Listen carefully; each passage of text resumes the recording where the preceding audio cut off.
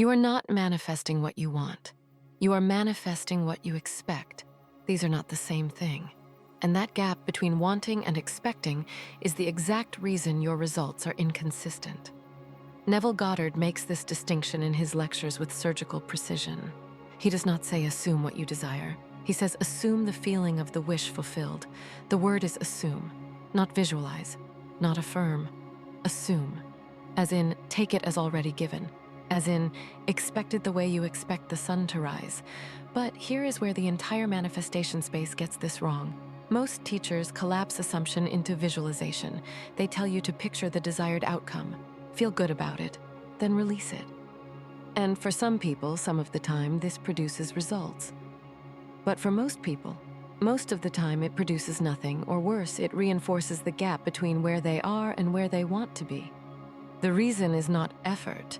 The reason is not belief. The reason is structure. There is a specific architectural principle operating beneath every experience you have ever had, and it has nothing to do with the techniques you have been practicing. The Mandukya Upanishad identifies this principle in its description of consciousness. Neville Goddard builds his entire teaching on top of it. And once you see it clearly, the law of assumption stops being a method and becomes the only coherent description of how reality works. The Mandukya Upanishad opens with one of the most radical claims in the history of philosophy. All this is Brahman. The entire manifest world, every sensation, every object, every experience, is a modification of a single consciousness, not produced by consciousness, not reflected in consciousness, generated within it. This is not poetry. The Upanishad is making a precise structural claim.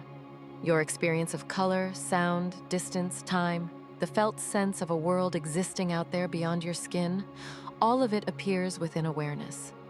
Every single thing you have ever experienced has occurred inside consciousness. You have never once stepped outside of it. You cannot. There is no outside.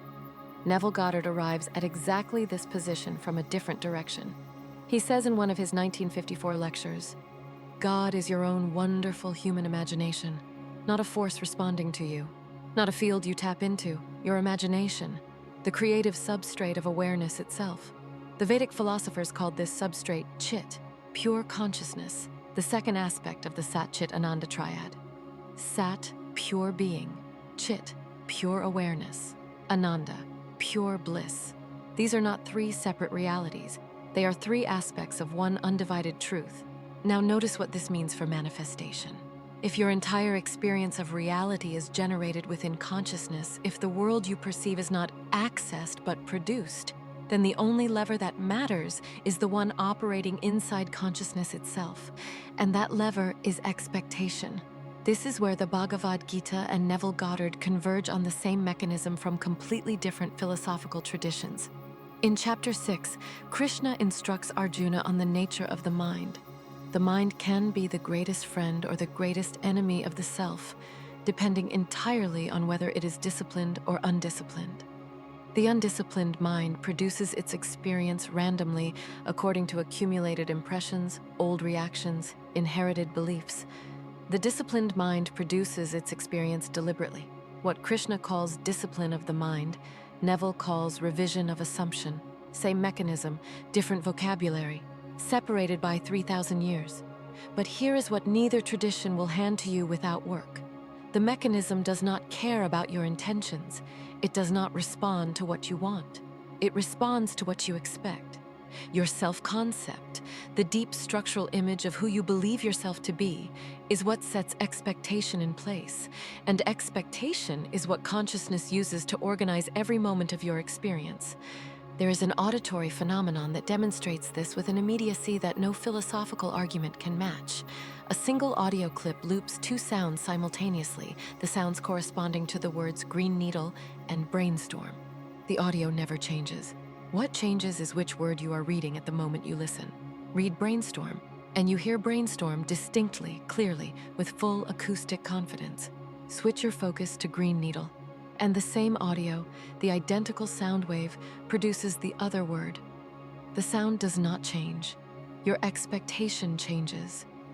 And your brain reorganizes the incoming signal to match what it already anticipates hearing. This is not a trick. This is the operating principle. Your brain functions as an organizing system for consciousness, sorting sensation, filling gaps, stabilizing experience into something coherent and continuous. It does this by running every incoming signal through the filter of what it already expects. When the signal is ambiguous, and most of life's signals are profoundly ambiguous, the brain resolves the ambiguity in favor of the expectation. The person who expects opportunity to be scarce will look at the same landscape as the person who expects abundance and register entirely different information. They are not lying. They are not filtering selectively by choice. Their consciousness is doing automatically what it always does, resolving ambiguity according to expectation. Patanjali describes this in the Yoga Sutras as pratyaya, the content of the mind that precedes and shapes perception. What arises in the mind as background assumption is what the perceptual apparatus confirms. This is why Patanjali's entire system is aimed at one thing: the modification of these background assumptions at the deepest level of awareness, not through effort applied at the surface, but through penetration to the root. This is also why affirmations frequently fail. An affirmation applied at the surface level of conscious repetition is a sound wave hitting a filter that was built at a much deeper level. The filter wins. The subconscious expectation formed over years, reinforced by accumulated experience, woven into self-concept, does not revise itself because you repeated a sentence 40 times before breakfast. What revises expectation is not repetition at the surface. It is contact at the source. And the source is a specific state of consciousness, one that Neville Goddard enters through what he calls the state akin to sleep, and one that the Vedic tradition enters through the Turiya described in the Mandukya, the fourth state of consciousness, prior to waking, dreaming, and deep sleep, the witness behind all three. Neville is precise about the moment. The hypnagogic threshold, the edge between waking and sleep, is not merely restful. It is structurally different from ordinary waking consciousness. The critical function is reduced. The filter loosens, and consciousness becomes directly accessible to new impressions at the level where expectation is actually stored. This is not metaphor. This is the specific window. The practice is not to visualize from your ordinary waking state, generating mental images while the critical filter is fully active and the subconscious expectation sits unchanged beneath. The practice is to enter that threshold state and, from within it, embody the version of reality you are choosing to expect. Not watch it, not picture it, embody it. Feel it as the only reality that exists. Assume it with the complete naturalness of a fact so obvious it requires no argument. The Bhagavad Gita calls this nishkama karma when applied outwardly, action without attachment to fruit, but applied inwardly, to the creative act itself, it is closer to what Neville calls living in the end, not reaching toward the desired state, residing within it, treating the gap between current circumstances and the desired reality as an illusion produced by old expectation, which structurally is exactly what it is. Now, here is the move that changes everything. From within that threshold state, the question is not, what do I want to have? The question is, who am I when this is already true? What does my awareness feel like from within a life where this is simply how things are? What do I notice about the world from that vantage point? What do I take for granted?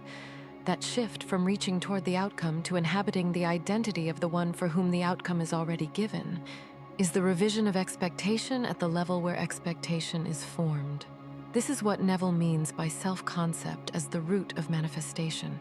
The revision is not of the circumstance, the revision is of the self. Because consciousness generates experience that is consistent with its own assumed identity. Change the identity, change the self-concept at the level of deep expectation, and the experience reorganizes, not as a reward, not as a response to effort, automatically, the way your auditory system automatically heard the word that matched your focus. It is universal law. It is how it has always worked. The moment that matters is the 90 seconds before you fall asleep, not because it is a spiritual ritual, because it is the structural threshold where the critical filter is naturally at its weakest, and the subconscious is most permeable to new impressions. Neville returns to this in lecture after lecture. The last thing consciousness holds as it descends into sleep is the impression that the subconscious receives most directly. The practice is precise. Not visualization as entertainment, not affirmation as repetition. Entry. As your body relaxes and the waking state begins to dissolve, allow your awareness to gather inward, away from the external, away from the problem, away from the current circumstances that your old expectation generated. You are not reviewing the day, you are not planning tomorrow, you are relocating. From that gathered inward position, you bring into awareness the version of your life where the thing you have been working toward is simply your reality, not a future reality, not a desired reality, your reality, the one you inhabit now. You do not strain toward it, you rest within it. You notice its texture, what you take for granted, what feels ordinary, what questions have already been answered, and you ask, from within that state, what is my life like from here? How does it feel to move through a day in this version of reality? When did everything start working this well? Let the answers arise. Let the felt sense of that life move through your body. This is not imagination as fantasy. This is expectation being inscribed at the level where expectation lives. Stay there. Let sleep take you from within that state if it will. The last impression consciousness holds as it crosses into sleep is the seed that the subconscious accepts as real. Do this consistently, not as a technique you apply once and evaluate, but as the conscious use of a mechanism that has been running automatically your entire life. You have always been manifesting from expectation. The only difference now is precision. What is below you, every circumstance, every pattern, every echo of your current reality, is the projection of your past expectation. It will reorganize, not because you wish it to, because it cannot do otherwise when the expectation at the source changes. This is what Neville Goddard teaches. This is what the Upanishads describe.